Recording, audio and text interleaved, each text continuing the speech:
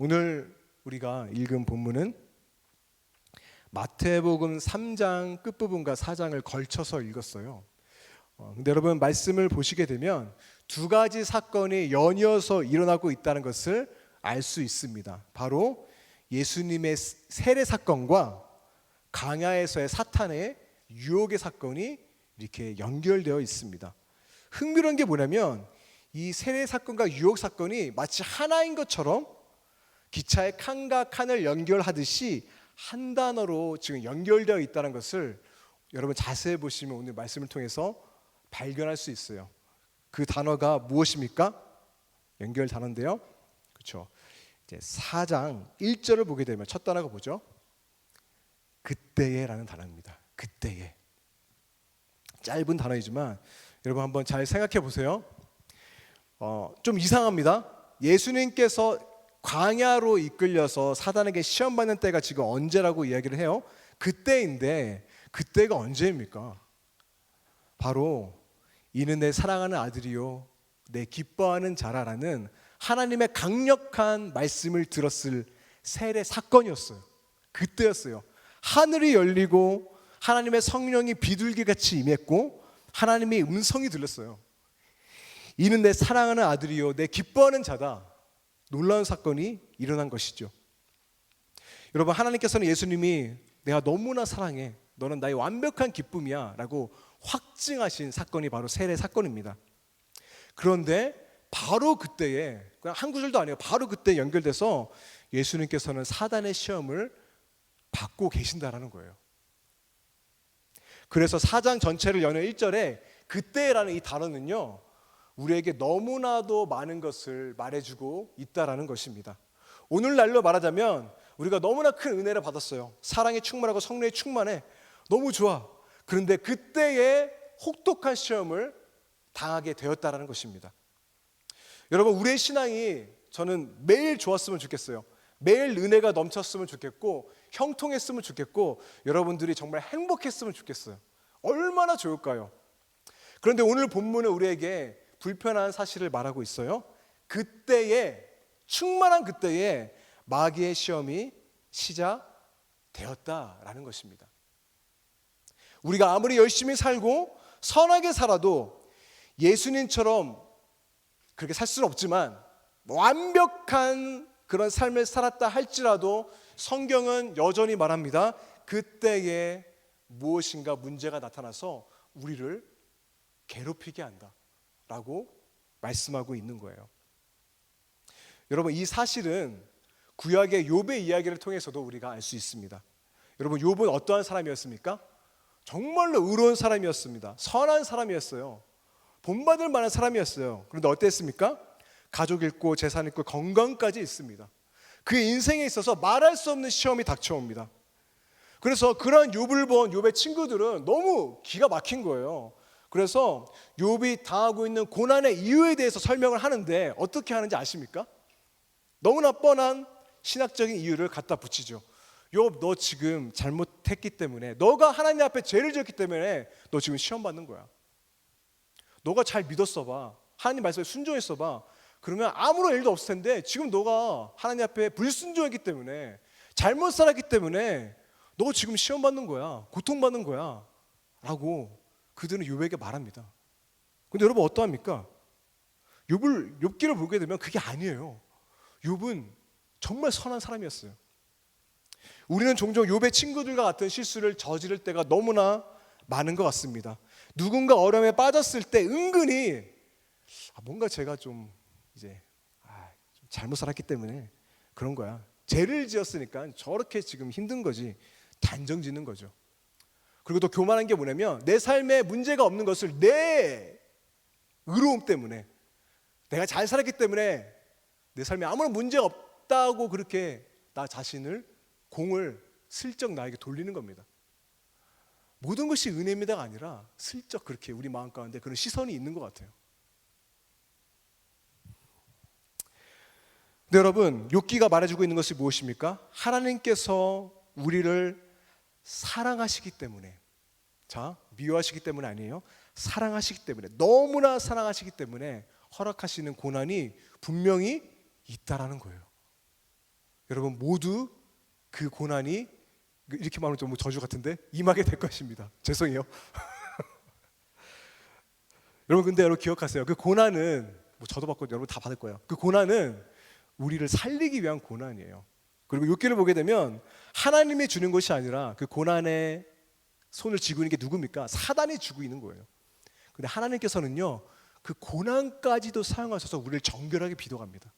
그게 하나님의 방법이에요. 혹시 여러분들 가운데 정말 이해할 수 없고 어려움과 아픔 가운데 있는 분들이 있으시다면 오늘 말씀 다시 한번 좀 기억했으면 좋겠어요. 예수님 보세요. 인류 역사상 가장 완벽한 삶을 사신 분이었어요. 근데 그때의 광야 같은 고난과 어려움을 우리와 똑같이 받으셨다는 겁니다. 더 힘들게 받으셨겠죠. 여러분 이 사실은요 다시 한번 말합니다. 고난과 시험 피해가는 사람 아무도 없어요. 오히려 믿음 때문에 우리는 고난을 받게 될 것이고 시험을 받을 수 있게 된다라는 것입니다. 아니 오히려 시험과 고난은 하나님이 사랑하시는 사람에게 일어나는 하나님의 계획이라는 거예요. 섭리의 일부라는 겁니다. 그래서 우리가 당장은 알 수 없지만 하나님은 그 시험과 고난을 사용하신다라는 것입니다.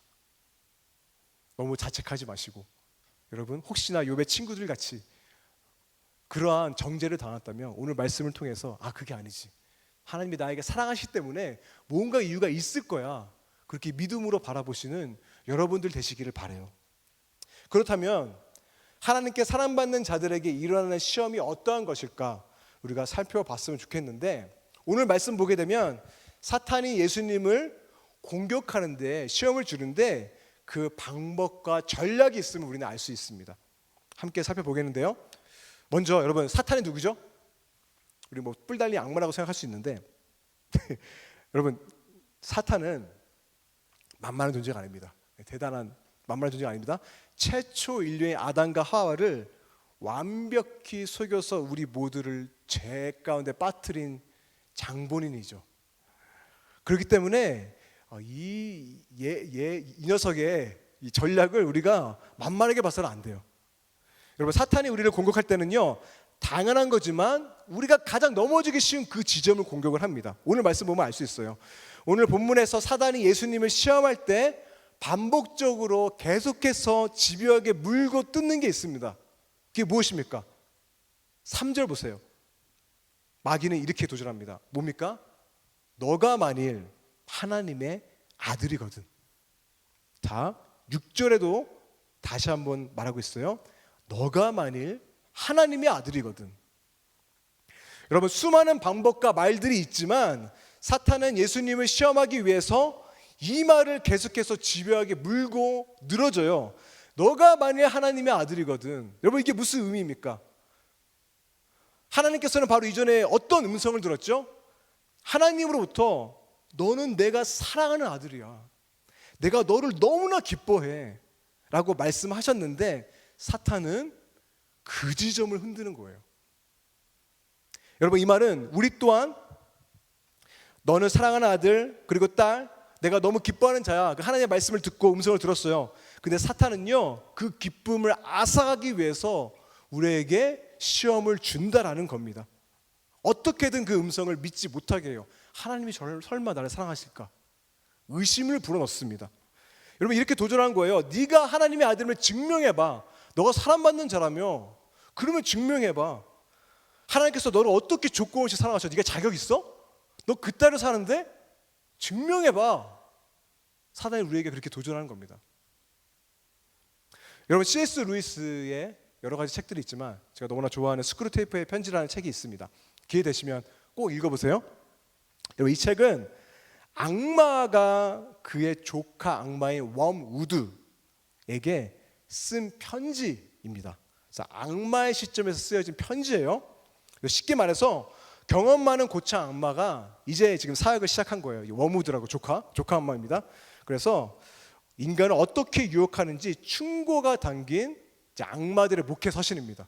그들도 열심히 사역할 거 아니에요, 그렇죠?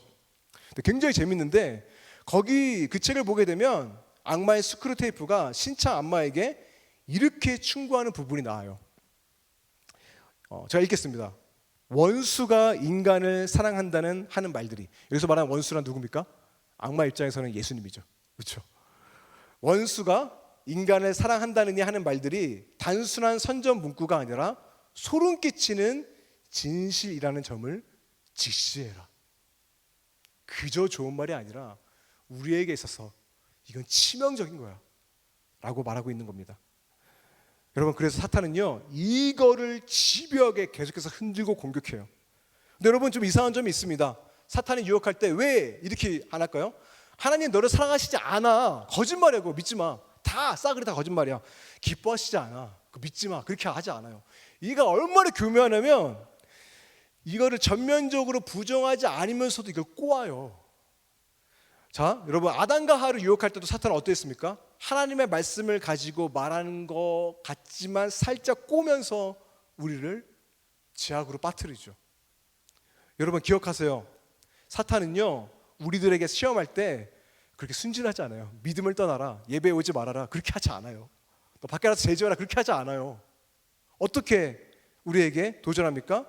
우리의 믿음을 서서히 병들게 만들어 버리는데 어떻게 합니까? 바리새인 같은 종교인들로 만들어 버려요. 복음을 듣지 못하게 해요. 종교 생활을 하도록 그대로 냅둡니다. 기도해, 봉사해, 예배 드려. 근데 그 마음 가운데 다른 동기를 넣는 거예요.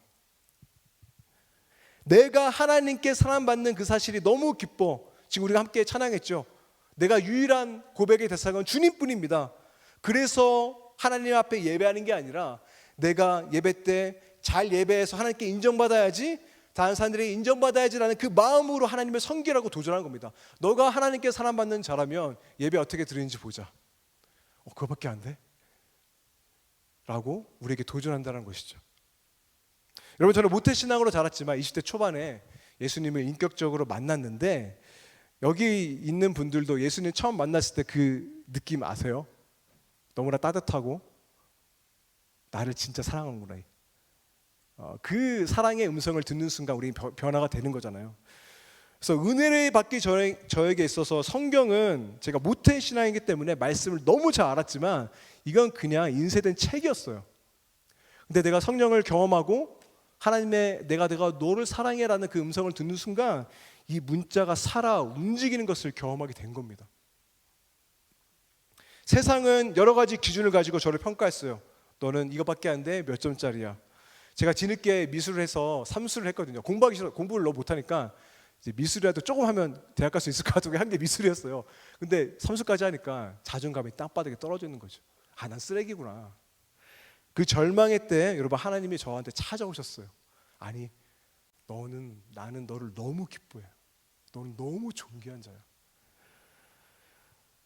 뭘 했기 때문이 아니라 난 지금 모두가 나한테 실패자라고 말하는데 하나님은 나를 그냥 사랑하신대요. 이게 믿기지 않는 거예요. 너무 기쁜 거예요. 제 삶이 변화가 되더라고요. 그래서 어느 날 이 사실이 너무 감격이 돼서 제가 무작정 교회에 갔습니다. 그래서 뭐라고 하고 싶은 거예요. 그래서 제가 그 당시 유치부 보조 교사였습니다. 물론 여러분, 폐역한 교사였어요. 여러분, 신앙 안 좋아도 교사로 섬길 수 있잖아요. 그렇죠? 동의 안 하시네요. 네, 저는 그렇게 예수님에 대한, 복음에 대한 걸 모르면서 봉사 그냥 했습니다. 제가 만행들을 말하면 여러분 시험 들을까봐 그건 생략하고요. 그래서 유치부실로 가서 제가 뭘 했냐면 누가 시킨 것도 아닌데 내가 뭐하지? 그냥 가가지고 빗자루 들고 청소하기 시작했습니다. 당시 제가 누군지 알았던 사람이 저를 보면 미쳤다고 그랬을 거예요. 왜냐하면 청소하라 그러면 맨 먼저 도망가는 사람이 저였거든요. 근데 걔가 아무도 보지 않는 곳에서 청소하고 있으니까 이게 말이 됩니까? 그런데 여러분, 그 마음이, 제 마음이 어땠냐면 저 잊을 수가 없습니다. 청소를 했는데 마음이 말로 할 수 없이 너무 기쁜 거예요. 이거는 그냥 설명할 수가 없어요. 너무 기쁜 거예요. 여러분, 그것은 비록 요단강가는 아니었습니다. 세례 요한도 없었어요. 뭐 하늘이 열리고 성령이 비둘기같이 임하지 않았습니다. 근데 내 마음이 너무 기뻤어요. 제 손에 빗자루 쓰레받기밖에 없었는데 내 마음 가운데 분명한 주님의 음성이 들리는 거예요. 내가 너를 너무 사랑해, 세훈아. 내가 너를 너무 기뻐해. 이게 저한테 실제가 되는 겁니다. 여러분, 그 사랑이 계속해서 제 마음을 녹여내고 저의 삶을 하나씩 변화시켜 나가게 되더라고요. 누가 시킨 것도 아닌데 저는 아침에 일찍 일어나서 기도도 하고 말씀도 받습니다. 알고 나니까 그게 큐티라는 거래요. 근데 너무 좋으니까 그걸 하게 되니까 그게 이게 묵상이구나 알게 된 거예요. 그런데 여러분 알죠? 4장 1절 그때에 어느 순간 제 마음속에 그 기쁨이 서서히 사라집니다. 가위가 없어지는 것 같은 느낌이에요. 내가 기뻐서 했던 그 모든 일들이 이제는 짐처럼 느껴지기 시작한 거예요. 아침에 너무 바빠서 큐티 못하는 날 있습니다. 그럴 수 있잖아요.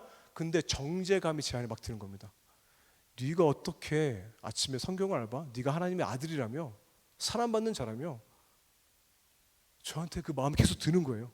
불안하고 내가 오늘 말씀 못 봤으니까 하나님 나 미워하시겠지? 두려운 마음이 내 마음 가운데 일기 시작하는 겁니다. 그 이후부터 저는요, 누가 시킨 것도 아니고 내가 자발적으로 했던 모든 것들이 나를 증명하는 일들이 돼버렸어요. 이거를 해서 하나님 앞에 인정받아야지. 너는 하나님께 사랑받는 자라며 그러면 이렇게 해야 되지 않겠어? 라는 나의 증명으로 나의 모든 예배와 기도와 모든 묵상 생활이 그렇게 흘러가더라고요. 여러분, 사랑받는 자임을 증명하라는 원수의 음성을 듣게 되면 마음이 굉장히 추워지고 메말라지게 되고 안식을 하지 못합니다. 계속해서 영적인 좋은 성적표를 내야 되기 때문에 내 마음 가운데 안식이 없는 거예요. 굉장히 차가운 느낌? 그런 느낌이더라고요. 매일 아침 말씀 읽으면서 주님과 교제하면서 마음속에 기쁨이 충만했는데 정죄의 목소리가 들립니다. 왜 너는 그것밖에 못해? 너 5분밖에 말씀 안 읽네? 뭐 말씀 생활 너 한다면서 아무런 감동도 없잖아. 정말 하나님이 너 사랑하실까? 내 머릿속에 이게 가득한 거예요. 말씀 봤죠? 기도했죠. 교회에서 별, 예를 봉사 엄청 많이 했습니다. 은혜 받고 정말로 많이 변했다는 말 들었습니다. 사람들의 인정도 받았습니다. 하지만 내 마음은 점점 병들어가고 있었어요. 여러분 제가 이거 회복하는데 너무 힘들었어요. 너무 힘들었고 너무나 긴 싸움을 했던 것 같아요.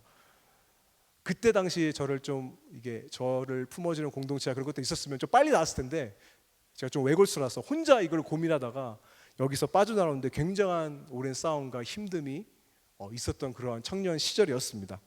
여러분 저뿐만 아니라 여러분들도 저는 마찬가지라고 생각을 해요. 우리는 매일 이 둘 사이를 왔다 갔다 합니다. 매일 두 가지의 음성. 그게 뭡니까? 너는 내가 너무나 사랑하는 딸이야 아들이야 라는 음성과 또 하나의 음성은 원수의 음성이죠. 네가 만일 하나님의 자녀이거든 증명해봐, 보여봐.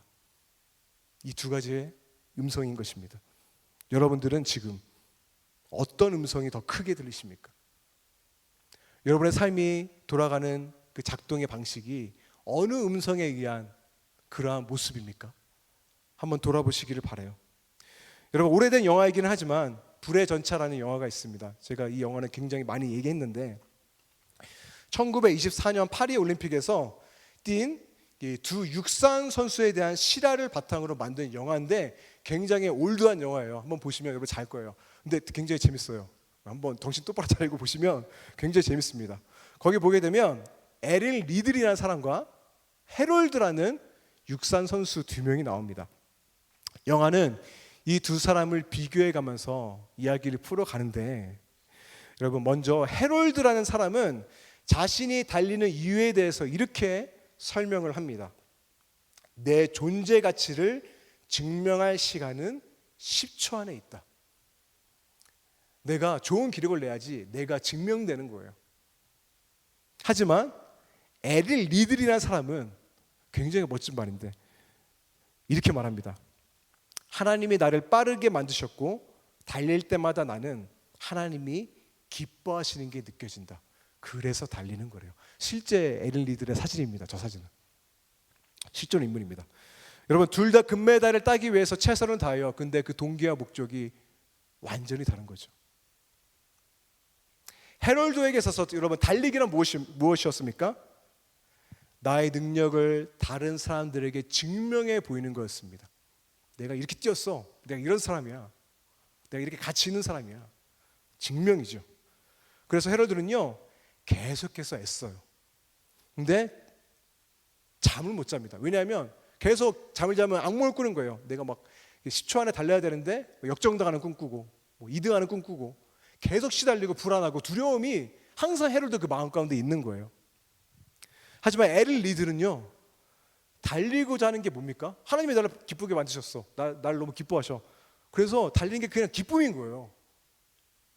이미 나를 사랑하시는 하나님을 기쁘시게 하는 마음뿐, 그것이 바로 엘의 리들이었습니다. 이게 결정적인 차이였어요. 그렇기 때문에 여러분, 영화는요, 이제 금메달을 따야 되는데 결승이 있는데 이게 주일날 잡힌 겁니다. 근데 엘의 리들이 지금이라면 우리도 충격인데, 경기를 포기합니다. 저 안 가겠습니다. 저 예배 드리겠습니다. 지금 이런 일을 했다가 완전히 매장되겠죠. 당시도 마찬가지였습니다. 어떻게, 그래도 국가대표인데 어떻게 신앙 그런 이유로 어떻게 그것을 포기하냐.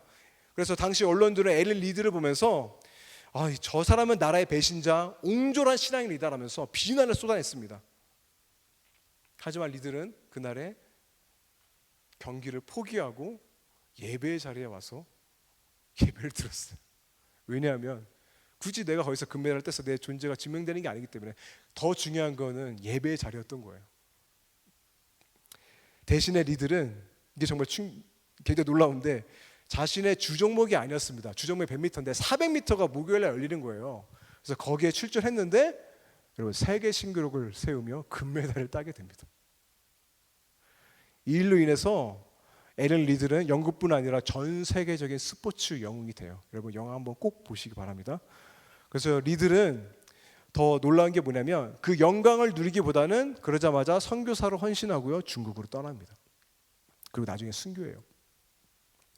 여러분, 얼마나 여유롭고 얼마나 자유롭고 얼마나 기쁨이 넘치는 삶입니까?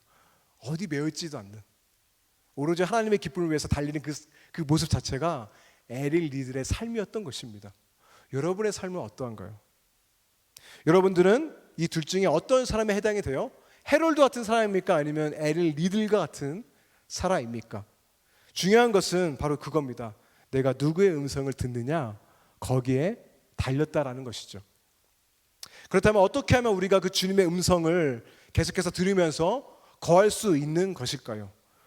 오늘 본문에 예수님을 통해서 우리는 알 수 있는데, 여러분, 내가 만일 하나님의 아들이어든이라는 이 사탄의 공격에 예수님께서 방어하는 말씀이 있어요. 그게 뭐게요? 찾아보세요. 3번 다 반복이 됩니다. 뭐게요? 이렇게 하면 얘기 안 하니까 제가 알려드릴게요. 자, 엄청난 말씀인 것 같지만 여러분, 이겁니다. 기록되었을 때, 기록되었을 때, 기록되었을 때. 사탄은 진리인 하나님의 말씀을 왜곡하려고 하지만 예수님께서는 어떻게 합니까?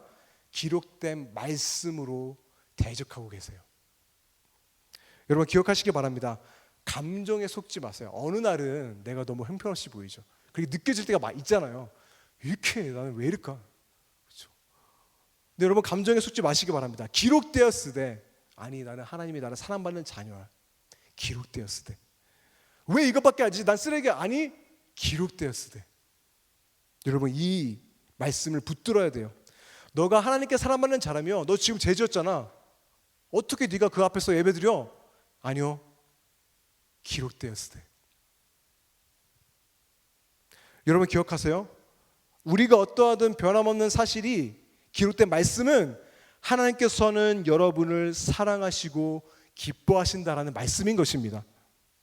여러분, 제가 지난주부터 묵상 가이드 만들어서 10분, 15분 여러분 시간을 내시죠 라고 말씀 들었습니다. 왜 이걸 하는 겁니까? 왜 하는 겁니까? 기록되었을 때 여러분, 말씀 앞에 내 자신을 비추어 보라는 겁니다. 나를 온갖 기준으로 평가하고 증명해 내려는 세상의 수많은 음성들로부터 벗어나서 10분이라도 앉아서 그 말씀을 들으라는 거예요. 너는 내가 사랑하는 자야. 내가 너무 기뻐하는 자야. 그 음성을 매일매일 들으라는 것입니다. 여러분, 우리는요, 날마다 새로워지는 존재들이기 때문에 죄성도 새로워져요. 오늘 은혜 받으면 너무 기분 좋게 자죠? 아침에 일어나면 죄성으로 태어납니다. 그렇죠? 저만 그런 거 아니죠? 죄성으로 새롭게 되는 그 아침을 맞이하게 됩니다. 그래서 아침에 일어나자마자 여러분, 정말 부탁합니다. 한번 해보세요. 스마트폰 그냥 절로 치우고 말씀 보세요. 스마트폰 보서 알림 확인하지 마시고 인스타그램 좋아요 몇 개 보지 마시고 거기에 수에 여러분의 존재가 달린 게 아니잖아요. 말씀 보세요. 1시간도 아닙니다. 10분, 15분 여러분 말씀 앞에 머무시기를 바랍니다. 기록되었을 때. 여러분 그곳이 우리가 하나님의 음성을 듣는 자리라는 것이죠. 여러분 팀켈러 목사님의 책을 보게 되면 어떤 자매 이야기 나오게 있는데 여러분들에게 이야기를 소개해 드릴게요. 그 자매가 복음으로 내 삶이 변화되었습니다 라는 이야기를 간증을 하면서 자신의 삶을 4단계로 나누어서 들려주었다고 합니다. 첫 번째가 뭐냐면 그 자매가 아주 엄격한 교회에서 보수적인 교회에서 자란 것 같아요. 그래서 그 어린 시절에는 나는 내 친구들보다 나쁜 짓 안 하고 올바르게 신앙생활하고 교회에 꼬박꼬박 출석하니까 착하니까 나는 특별한 사람이야. 그렇게 생각을 한 겁니다. 그런데 문제는요, 항상 착할 수는 없잖아요. 그렇죠? 어느 날 잘못을 저질렀습니다. 그 순간 내 자신이 너무나 실망스럽고 너무나 미워지는 거예요. 착한 사람이라는 기초 위에 내 자존감을 세웠기 때문에 자꾸 그게 흔들리는 겁니다. 어느 날은 내가 잘 사는 것 같은데 어느 날 내가 되게 쓰레기 같아. 그러다가 삶의 다음 단계로 넘어가서 이번엔 이렇게 생각을 한 겁니다. 멋진 남자가 나를 사랑하니까 나는 특별한 사람이야. 거기에 자존감을 세운 거예요. 근데 여러분 뭐 다 마찬가지죠. 남자들의 시선을 받느냐 못 받느냐에 따라 내 감정이 어떠합니까? 좋아졌다가도 하루아침에 참담해지잖아요. 이거 뭐 남자들도 마찬가지입니다. 오히려 더 불안해지기 시작하는 겁니다. 더 심각한 것은 여기에 매달리게 되니까 내 자존감을 매달리게 되니까 끊어야 될 관계들도 두려워서 끊지를 못하는 겁니다.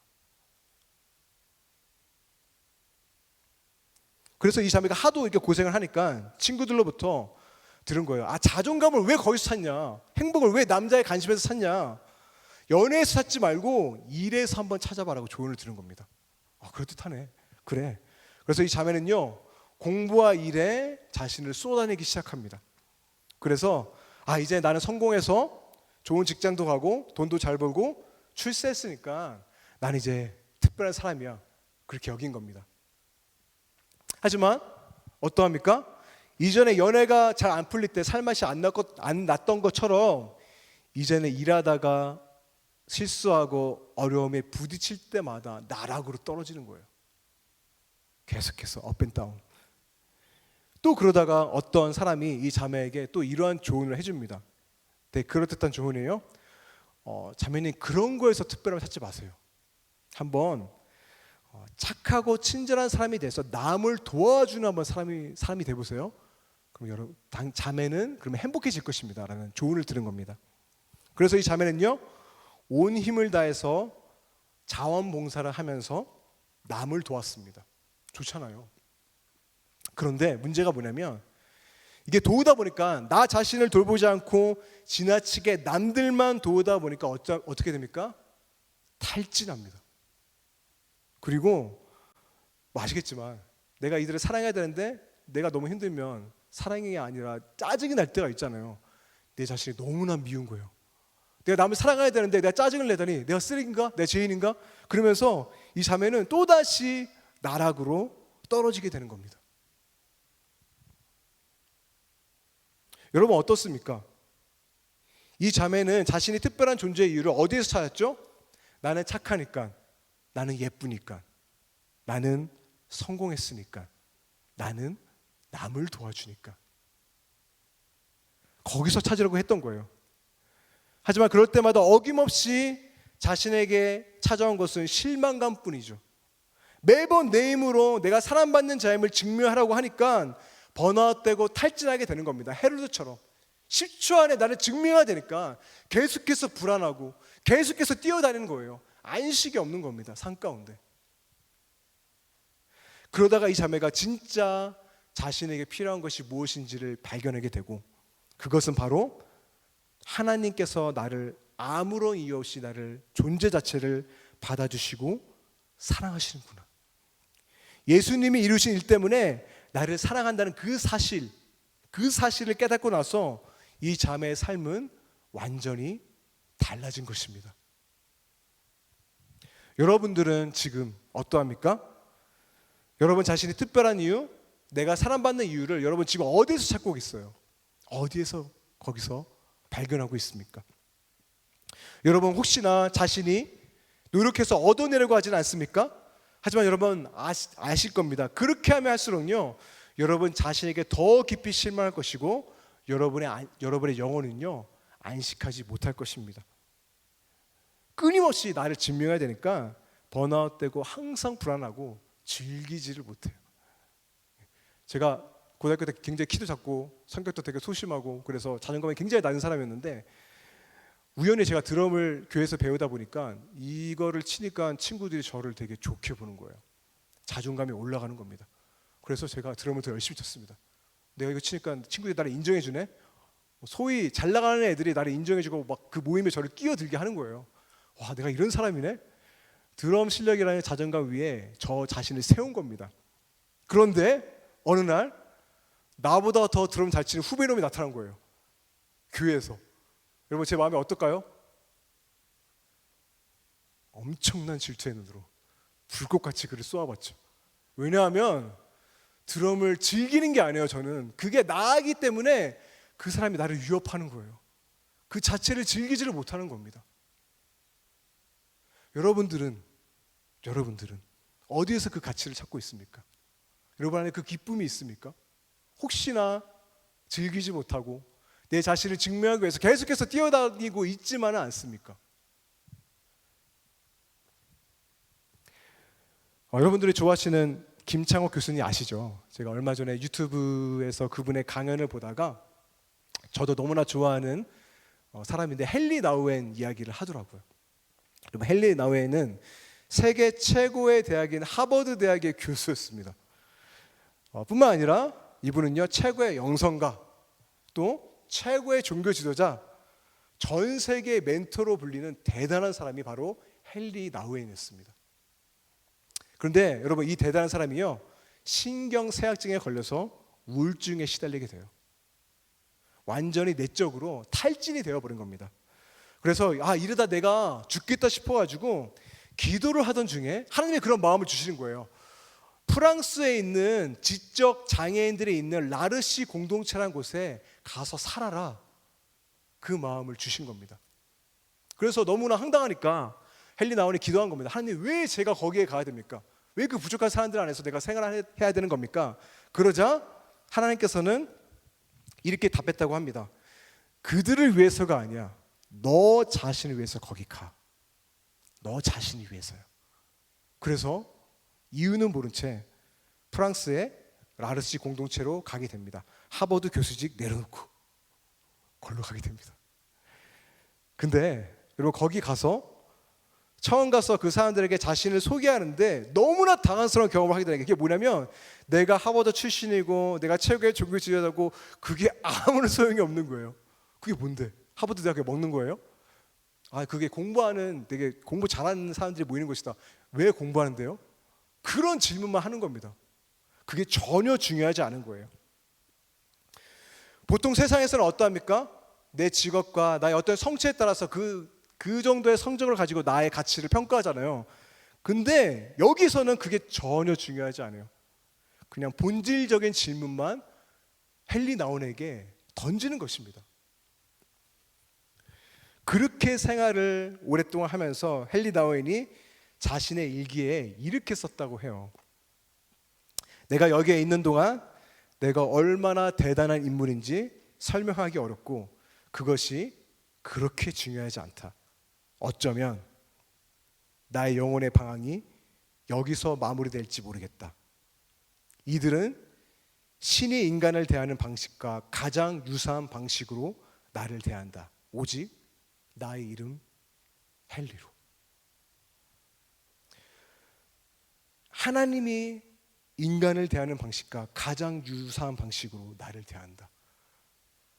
그 관계 안에서 여러분 헨리 나우엔은 회복이 일어나게 된 것입니다. 영혼의 방황이 끝나게 된 거예요. 김창학 교수님도 이분도 아마 자존감 때문에 굉장히 고생한 분 같아요. 그래서 이 얘기를 듣고 그렇게 얘기를 하더라고요. 내가 아무리 많은 커리어를 쌓고 그런 것들이 나 자신이 되는 게 아니구나, 그게 내가 아니구나 깨달았다고 합니다. 여러분, 돈이나 경력들이 무의미하다는 뜻이 아니라 그런 것으로 인해 내가 소중해지는 것이 아니라는 것을 깨달은 것입니다. 그 순간 이 김창학 교수님도 자신의 영혼의 방황을 끝냈다고 해요. 그리고 하나님이 인간을 대하는 방식처럼 그분도 다른 사람들을 그렇게 보고 대하기 시작했다라는 겁니다.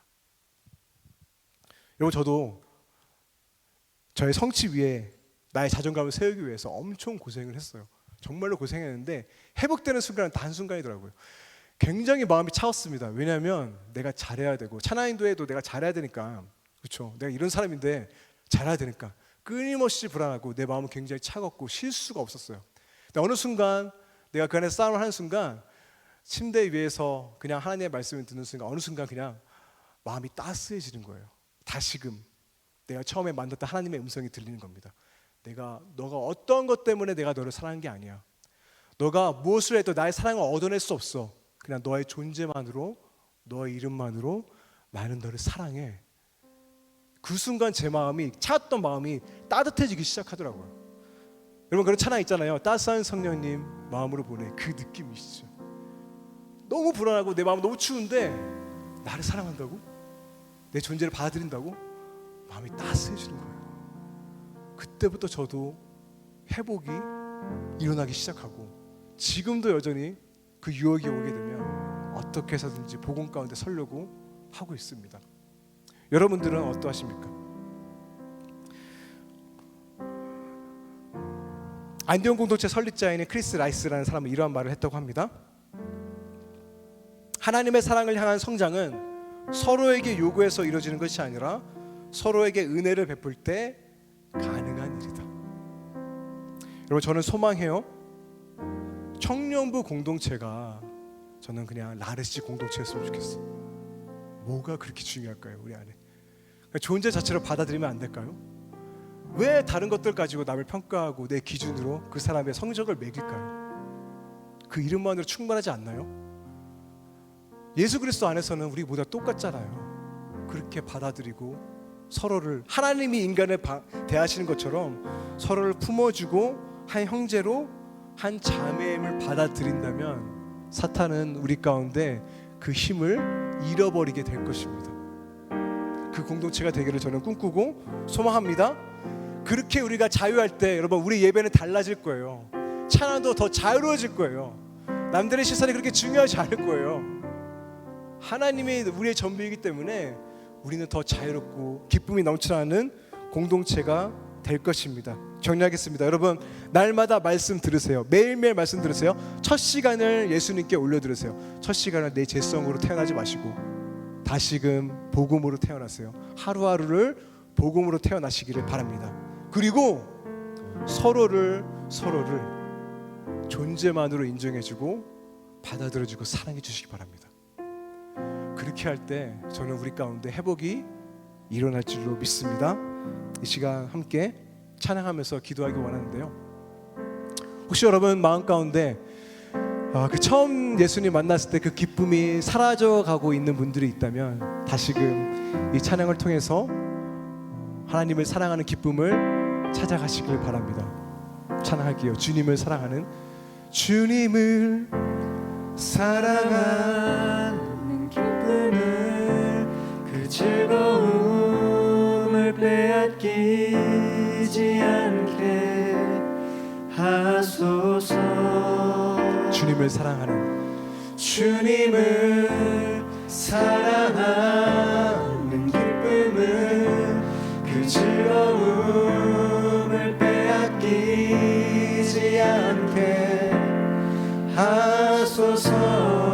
주님을 사랑하는 기쁨을, 주님을 사랑하는 기쁨을, 그 즐거움을 빼앗기지 않게 하소서. 주님을 사랑하는 기쁨을, 그 즐거움을 빼앗기지 않게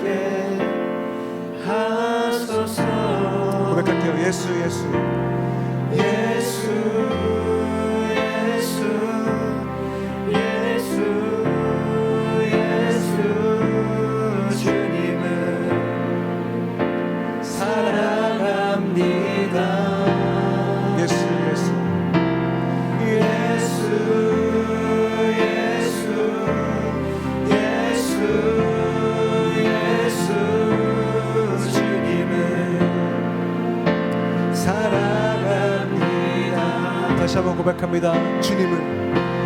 주님을 사랑하는 기쁨을 그 즐거움을 빼앗기지 않게 하소서. 주님을 사랑하는 기쁨을 주님을 사랑하는 기쁨을 그 즐거움을 빼앗기지 않게.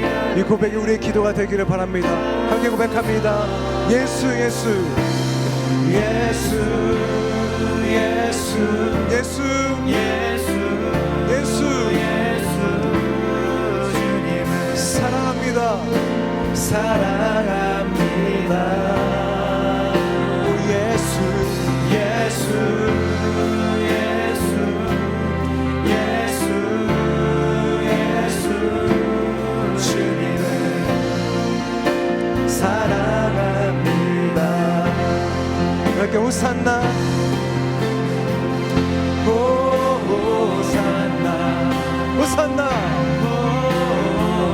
어서 오소서 어서 오소서 호산나 호산나 호산나. 하나님 우리 가운데 오시옵소서. 우리 다 함께 자리에서 일어나셔서 함께 찬양합니다. 호산나 호산나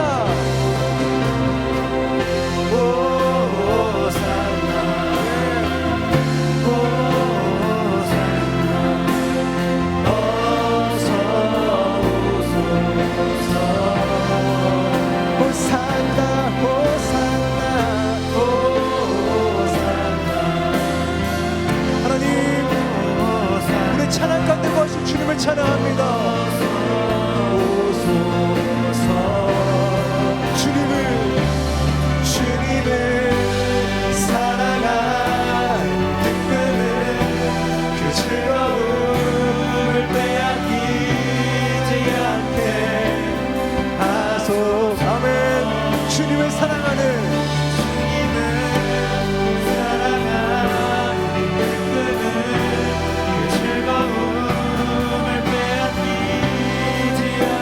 전심을 다해서 고백합니다. 예수 예수 예수 예수 예수 예수 주님 사랑합니다. 사랑합니다. 예수 예수 예수 예수 오늘 시간 선포합니다. 오직 예수 이름의 능력이 있네. 오직 예수 이름의 능력이 있네. 예수 치유 있네. 예수 이름의 권세 있네. 오직 예수 이름의 회복 있네. 오직 예수 이름의 회복 있네. 예수 이름의 자유 있네. 예수 우리 시간 어둠의 것을 내게서 선포합니다. 오직 예수 이름의 능력이 있네. 오직 예수 이름의 능력이 있네. 예수 이름의 치유 있네. 예수 이름의 권세 있네. 오직 예수 이름 예수 이름의 회복 있네. 예수 아멘 자유 있네. 예수 우리 다 고백합니다. 예수 예수 예수 아멘 예수 예수 예수